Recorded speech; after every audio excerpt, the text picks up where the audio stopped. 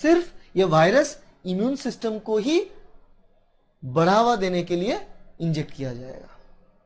तो ऐसा 3-4 अलग अलग थीम लेकर काम हो रहा है। 40-50 से भी ज्यादा रिसर्च लैब इसमें एकदम रेसिंग लगा के काम कर रहे हैं, क्योंकि WHO जो रिसेंटली बताया हमें कि लॉकडाउन इनफ नहीं है, हमें वैक्सीन चाहिए, और अगर पूरा वर्ल्ड को इरेडिकेट करना है इस डिजीज से तो वैक्सीन चाहिए, और वैक्सीनेशन एक नॉर्मल वैक्सीन बनाने में 1.5 साल लगता है कम से कम। यहां पर उतना टाइम हम नहीं दे सकते, क्योंकि इतना ज्यादा फैल रहा है ये डिजीज, ये बीमारी, हम 1.5 साल टाइम नहीं दे सकते। तो नॉर्मली पहले टाइम दिया गया था नवंबर 2020 तक। तो हर एक जो रिसर्च लैब है उनका हेड का मानना है कि ये इम्पॉसिबल है, नवंबर तक एक वैक्सीन बना के मार्केट में लाना इम्पॉसिबल, क्योंकि एक वैक्सीनेशन मतलब पहले तो आपको वैक्सीन बनाना है, और वैक्सीन बनाने के साथ साथ वो एंड नहीं होता है। वैक्सीन बनाने के बाद उस वैक्सीन को ट्रायल करना पड़ता है, मतलब आपको चेक करना पड़ेगा। डिफरेंट फेज होता है ट्रायल का, क्लिनिकल ट्रायल कहा जाता है, जहां पर देने के बाद देखना पड़ेगा कोई एडवर्स इफेक्ट हो रहा है या नहीं।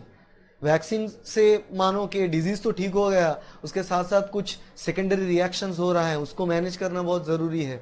तो सारे के सारे ये चीजें जानना बहुत जरूरी होता है। इसलिए ये वैक्सीन तो तैयार हो जाएगा 2-3 महीने के अंदर, मगर ट्रायल में थोड़ा टाइम लग जाएगा।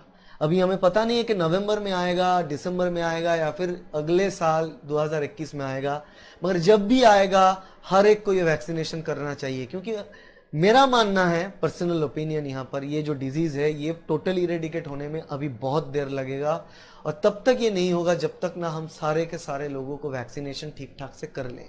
ठीक है, तो अभी बहुत दूर की बात है, मगर काम चल रहा है, इस हिसाब से काम चल रहा है। और अभी और एक नया एक तरीका, एक नया सोच आ रहा है, एक नया ट्रीटमेंट के प्रोसेस आ रहा है।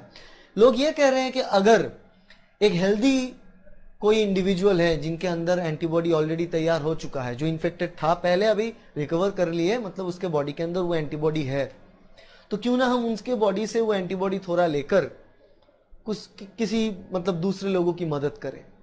तो अगर आप ये सोच रहे हो तो इसका एक बहुत बड़ा ड्रॉबैक भी है। ड्रॉबैक क्या है कि अगर एक हेल्दी इंडिविजुअल है, उनके बॉडी से हम एंटीबॉडी लेते हैं, ऐसा बहुत आसान नहीं होता है, क्योंकि एक नॉर्मल हेल्दी इंडिविजुअल, उनके बॉडी से हमको एक्सट्रैक्ट करना होता है प्लाज्मा, और अगर उतना प्लाज्मा हम एक्सट्रैक्ट कर लें तो वो पर्सन, जो बंदा है अभी कोविड-19 डिजीज से बाहर आया हुआ है, वो वीक